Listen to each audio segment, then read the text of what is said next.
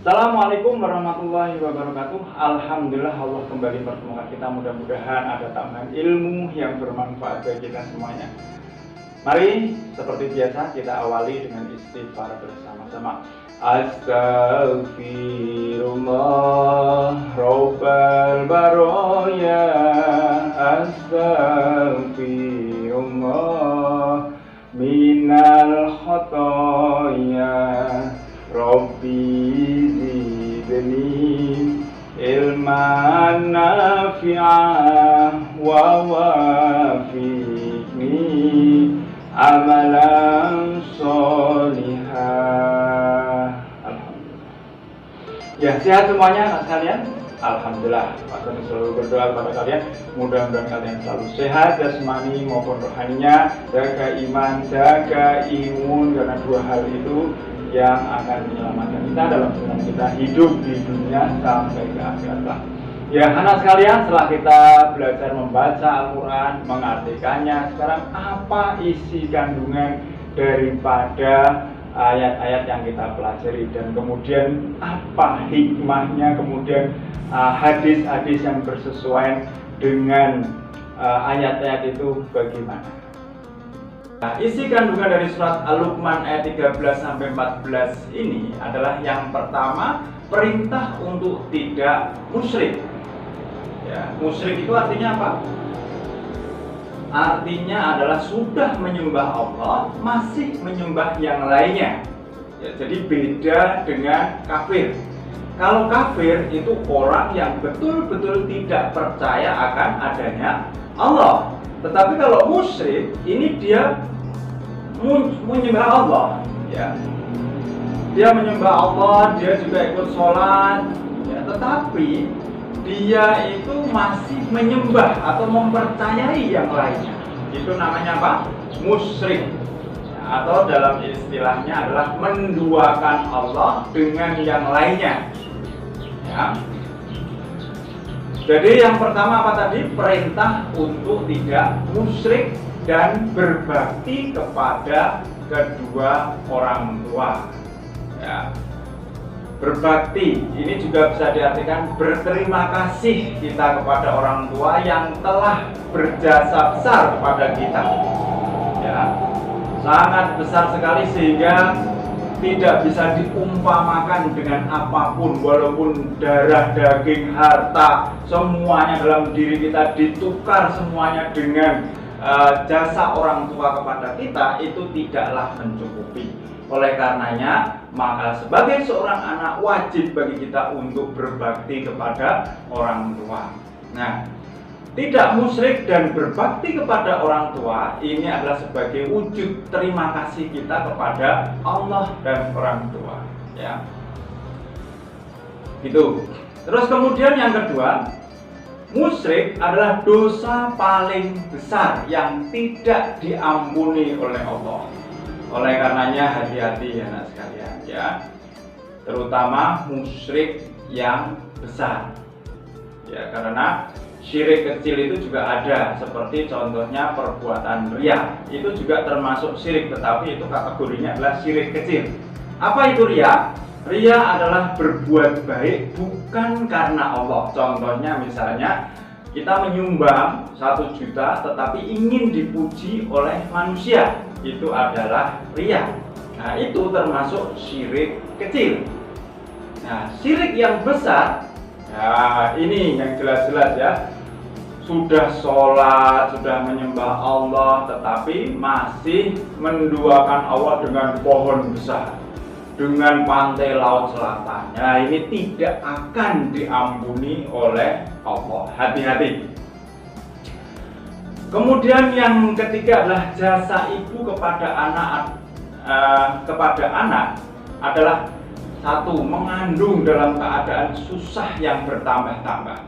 Yang kedua adalah menyusuinya selama 2 tahun. Itu yang dituliskan Allah dalam Al-Quran. Sebetulnya kalau kita kaji lagi, jasanya itu lebih dari itu. Apa itu? Di antaranya misalnya membiayai hidup kita, dari kita tidak bisa apa-apa sampai kita sebesar ini, berapa itu kalau di total? Misalnya kalau beras misalnya, Kamu hitung dalam satu hari itu habis berapa kali, berapa tahun umurmu. Kemudian biaya beli pakaian, biaya sekolah dan seterusnya itu sangat banyak sekali. Ya, jadi jasa kedua orang tua kita kepada kita itu adalah sangat besar dan itu tidak bisa dibalas kecuali kita harus selalu berterima kasih, bersyukur kepada kedua orang tua dan kepada Allah. Gitu ya. Itu isi kandungan dalam surat Luqman ayat 13 sampai 14. Nah, sekarang kita lihat apa isi kandungan dari surat Al-Baqarah ayat 83. Yang pertama adalah larangan beribadah kepada selain Allah. Ya, kita itu makhluk yang diciptakan oleh Allah. Maka dolim atau salah sekali manakala kita beribadah kepada selain Allah. Allah sangat tidak suka sekali. Ya. Allah, kalau Allah itu mempunyai maha pengasih, maha penyayang, Allah juga maha pencemburu. Ya, kalau ada hambanya atau ciptaannya itu beribadah kepada selain dirinya, maka Allah sangat tidak suka. Dalam suatu ayat yang lain dalam Al-Quran dikatakan, kalau kamu tidak mau beribadah kepadaku, maka carilah kolong langit yang lain. Nah, bisa kita bayangkan mana kolong langit yang lain. Sangat susah, semuanya di bawah langit. Semua galaksi kita itu di bawah langit. Mau pindah ke Mars masih di bawah langit, ke Jupiter masih di bawah langit. Semuanya masih di bawah langit. Kemana cari kolong langit yang lain? Tidak ada. Nah, kalau kita diperintahkan mencari kolong langit yang lain, berarti itu sama dengan tidak ada. Ya. Kemudian yang kedua adalah perintah berbuat baik kepada kedua orang tua, karib kerabat, anak yatim, dan orang miskin. Ya. Jadi selain kepada berbuat baik kepada kedua orang tua, ada perintah Allah, kita diperintahkan untuk berbuat baik. Ya. Terutama kepada siapa? Kepada orang-orang du'afa. Du'afa adalah orang-orang yang lemah. Ya, lemah dalam hal apa? Ya, dalam segala hal, terutama dalam hal materi misalnya. Kita diperintahkan berbuat baik, menolong mereka, ya, kepada anak yatim, kepada orang miskin. Nah, terutama sekali adalah kepada kerabat, terutama kerabat yang miskin, kerabat yang yatim. Nah, jadi punya dua tingkatan. Itu adalah perintah Allah kepada kita agar kita berbuat baik. Dan di samping itu juga kita bisa berpikir tentang ilmu komunal. Kalau kita tidak pernah berbuat baik kepada kerabat kita, maka siapa yang akan menolong kita pada saat kita kesusahan? Ya. Jadi saat kita itu dalam keadaan berlebih, mestinya kita menolong kepada yang kekurangan. Nah, pada saat kita kekurangan, insya Allah yang berlebih akan menolong kita. Itu namanya apa? Saling tolong menolong. Ya. Tawasau bil haq wa tawasau bis sabr. Saling tolong, karena manusia tidak selamanya di atas, suatu saat di bawah. Ya, jadi jangan sombong ketika kita sedang berlebih dan jangan minder ketika kita sedang berada di bawah. Insya Allah terus menerus melihat kita dan menolong kita. Yang ketiga adalah perintah bertutur kata yang baik kepada sesama manusia. Ya, ini juga perintah Allah. Misalnya kita dalam keadaan tidak suka, ya berkatalah yang sedikit saja. Kalau kita berkata yang banyak membuat orang lain justru menjadi tidak suka, maka lebih baik berkata yang sedikit atau diam. Diam itu adalah emas. Ya. Nah, ada tutur kata yang terbaik yang diajarkan Nabi kepada kita apa? Mengucapkan salam. Ya, salam itu adalah doa. Ya. Assalamualaikum. Ya. Mudah-mudahan keselamatan atas kamu. Warahmatullah, dan rahmat Allah atas kamu. Wabarakatuh, dan berkah Allah atas kamu. Jadi ada kebaikan-kebaikan yang diberikan, yang didoakan untuk kita. Ya. Kemudian yang keempat adalah perintah apa? Mendirikan sholat. Ya, sholat yang wajib kita lakukan ada berapa? Ada 5 waktu. Yang sunnah ada berapa? Banyak sekali. Yang sholat sunnah rawatib hukumnya apa? Ya, sunnah ada berapa rakaat itu? Kalau sholat sunnah rawatib. Ya, coba kita lihat misalnya dari subuh. Sholat sunnah rawatibnya ada berapa? Ada 1, yaitu sebelum sholat subuh. Zuhur ada berapa? Zuhur ada 2, sebelum zuhur dan setelah zuhur. Asar ada berapa? Ada 1, yaitu sebelum asar. Kemudian maghrib ada berapa? 1, yaitu kapan? Setelah maghrib. Isya ada berapa? Ada 2, yaitu sebelum isya dan setelah isya.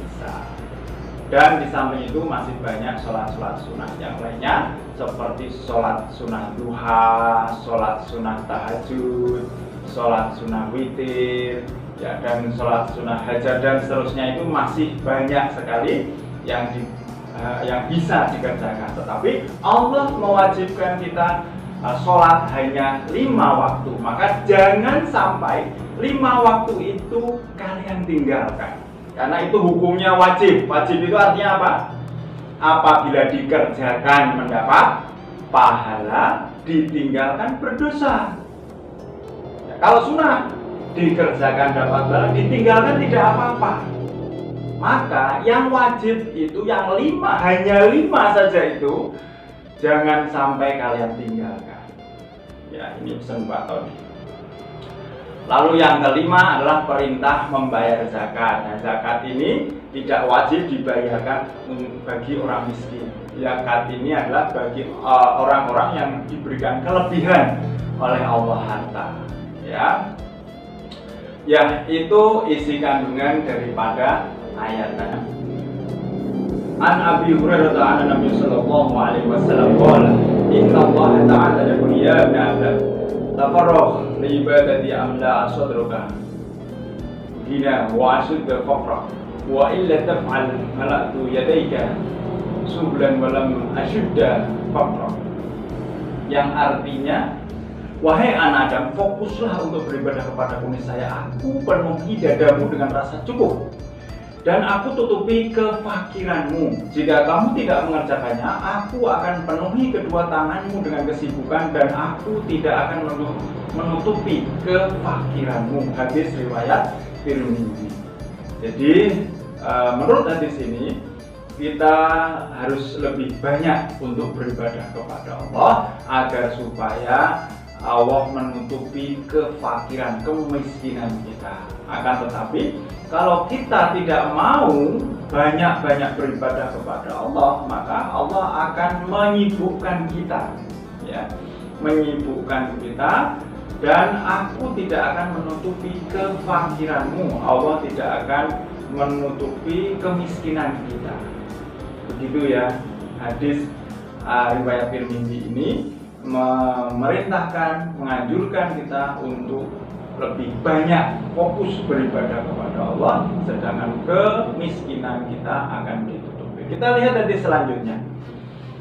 An Jabirin an Nabi sallallahu alaihi wasallam qala man a'tiya ata'ah fa wajada falyajzi bihi wa man lam yajid fal yusni fa imman atna faqad syakara wa man katama faqad kafara wa man tahalla bima lam yu'tahu kana kalabisin saum bain zaw.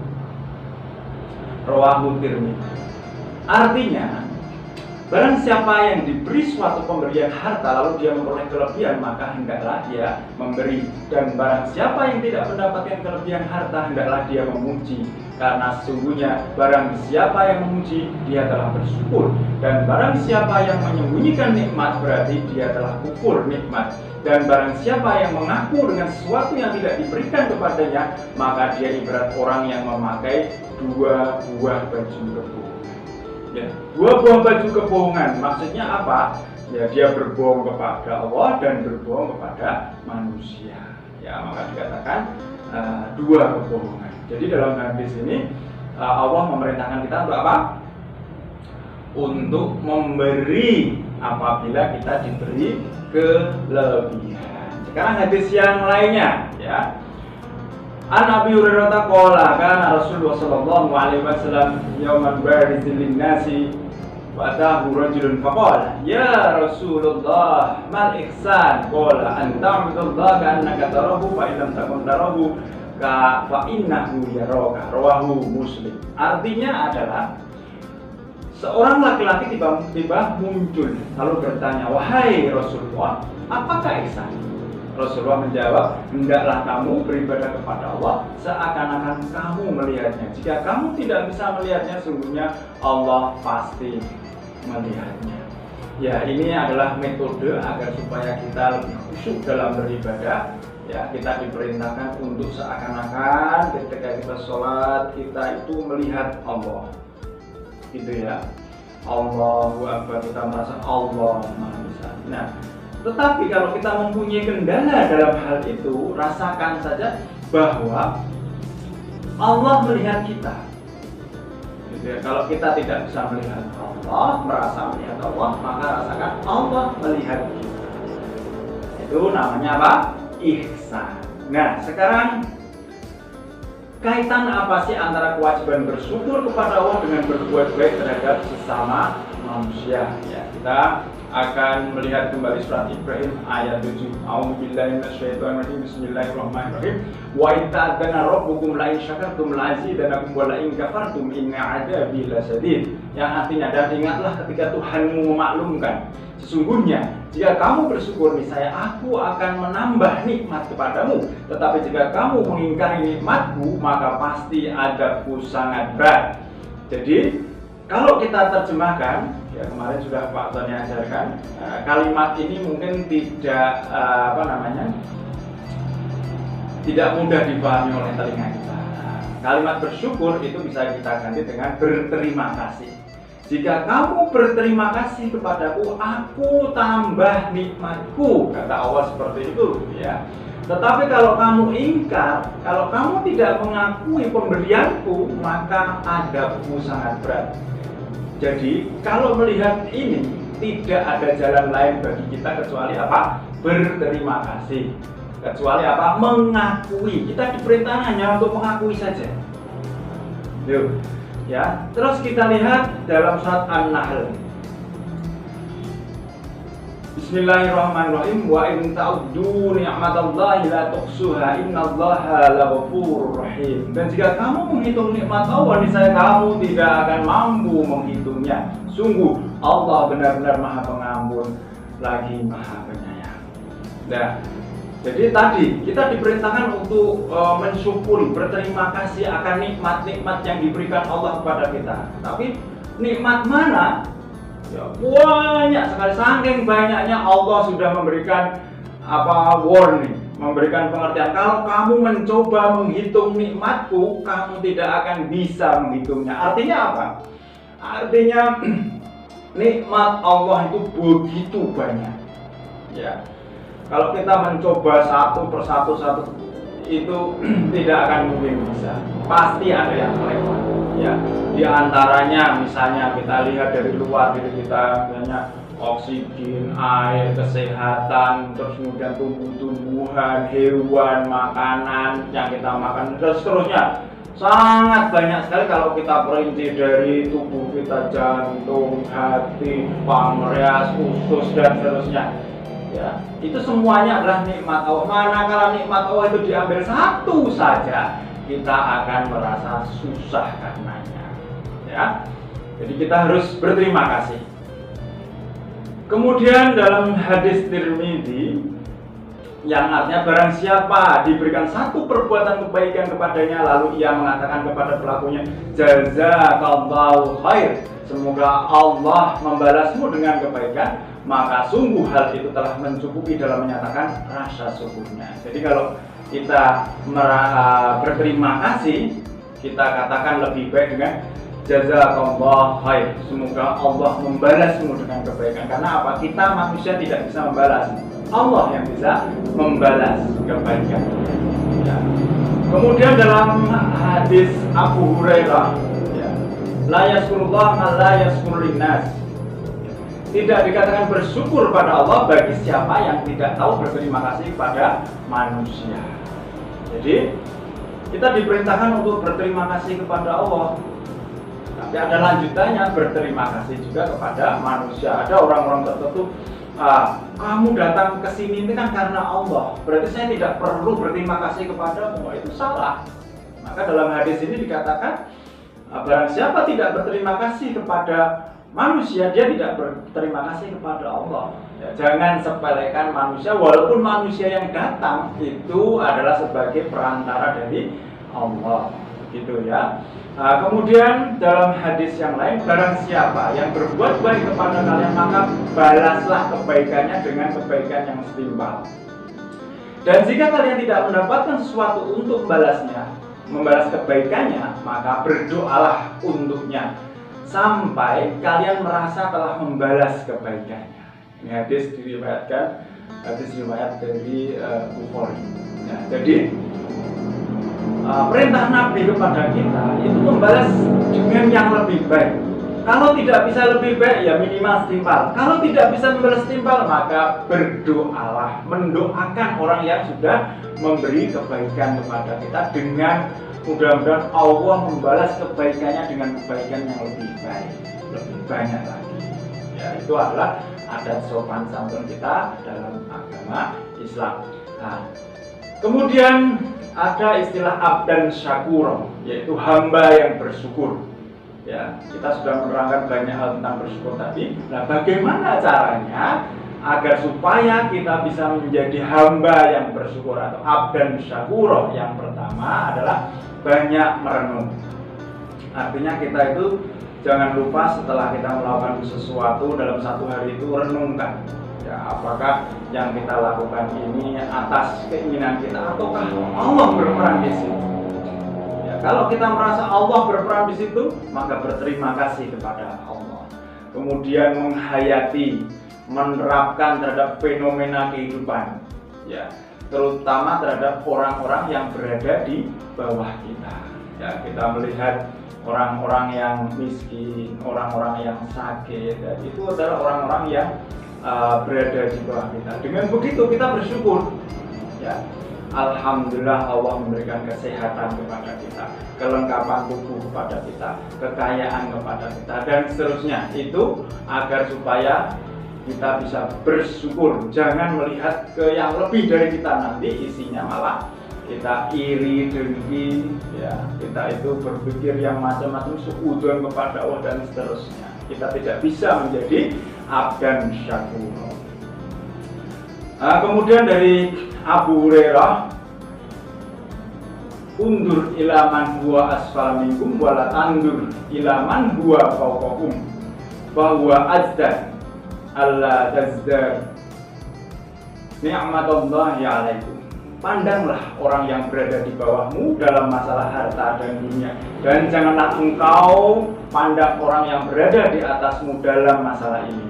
Dengan demikian, hal itu akan membuatmu tidak meremehkan nikmat Allah padamu.